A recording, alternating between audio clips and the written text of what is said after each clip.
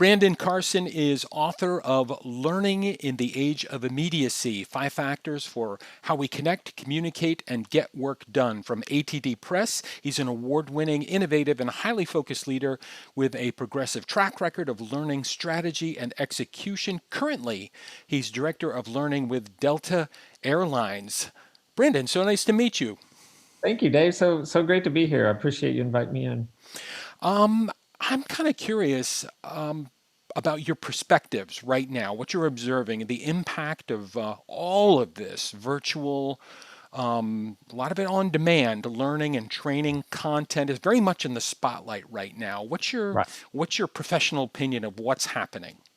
Well, I think Satya Nadella from Microsoft said he just caught it yesterday in a comment that was really perfect. He's like, "We have accelerated 2 years of digital transformation in about 2 months." And it's Exactly. true. It is really true. In just a matter of a few months, our lives have had to accelerate when it comes to digital, right? But also our lives have been changed quite dramatically. And for my team, we are primarily responsible for training the operation of Delta that work in the airports. And so a lot of our training was physical and Mhm. on the job training in airports. And so this has been a really interesting last couple of months, as you know, the airline business has kind of laid down for a little, and we're getting it ready for what the other side of this will look like, and the type of training that we've been having to do a lot of what I call live virtual. It's Mhm. been quite an interesting challenge for us. Sure.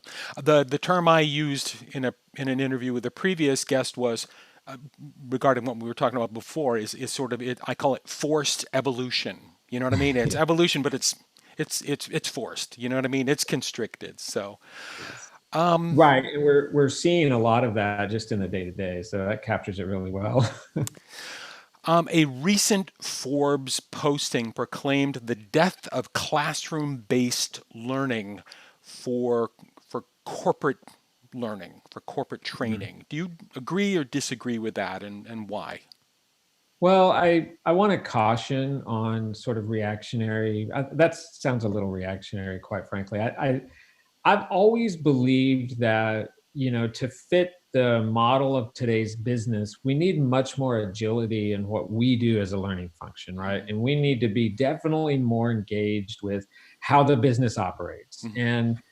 And I think we have to meet a lot of our workforce where they are. Mhm. And so the strategy that we've had here at Delta, and that I've had in previous incarnations, if you will, as it applies to learning, has really been more about what do you need to provide the workforce for all of their moments of need. For example, to call in Bob Mosher's 5 moments of Mhm. need, which we leverage at Delta, and we were leveraging that before the pandemic.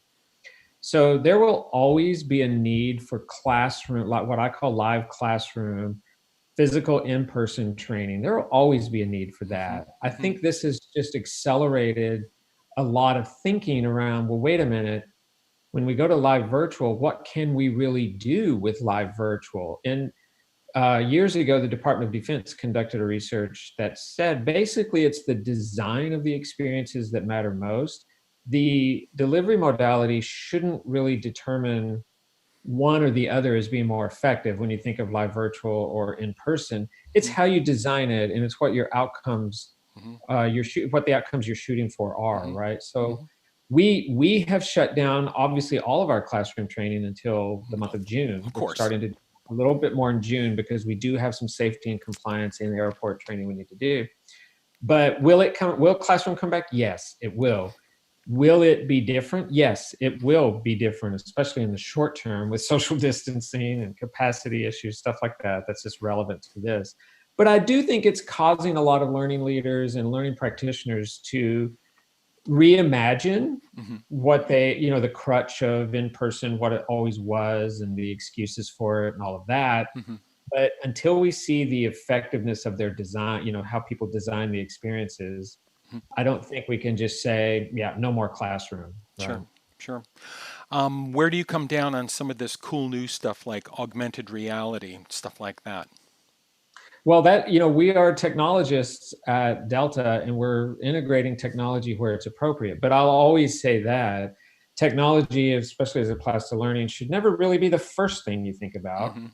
it should be in your tool belt Hmm. to leverage where appropriate. Hmm. So one of the big challenges we have, obviously, is training on aircraft, Hmm. because you can imagine learning doesn't get a $200 million aircraft, airplane to do training on just on our own, right? So There how you do go. Figure it out. Here's the keys. You can go ahead. yeah, Figure it out. they're just not going to give us, one of these A320s to go do Sure. training on. So we've been looking at virtual reality Hmm. and, in some respects, augmented reality as Hmm. well, in integrating that at Delta. And actually, before the pandemic, we were at all of the learning organizations that make up Delta were working on a collective effort to look at virtual reality and augmented reality across Cool.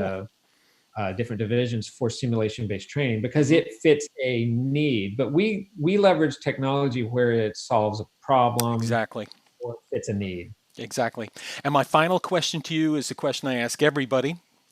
Uh, what lessons are we learning now, or have we learned now that we must not forget? It's a good question. I would say a lot of what comes out of this is still to be determined. We're in the middle of it, right? As it applies, especially when you think of what's normal, right? Hmm. It's definitely shown just in the 2 to 3 months that we've been going through this. Some of our ways of thinking about certain things need to change. Hmm. Definitely, we can be more open to flexible work structures, more understanding of people's overall life needs, actually more aware of where we all fit into the scheme of things as Sure. well. But one thing that I thought was really interesting for our team, we had a virtual celebration. So every month we have anniversaries and birthdays that we like to celebrate for people on our team, right? Hmm. And so we decided, well, we used to do those physically. We'd have cake and balloons, a big blowout in one of the conference rooms. We decided we'd do it virtually. And the one thing I noticed in this last virtual celebration, we had like 50 people Hmm. on the meeting. We were using Microsoft Teams. Hmm. And the interesting thing is, though, it really reduced hierarchy. So we had people from all over the organization. We had Hmm. a senior vice president. We had all the way to individual contributors. Our boxes Yep. are all the same Yep. size, Yep. Yep. right? Because we Yep. all come on. So we had a little bit of that.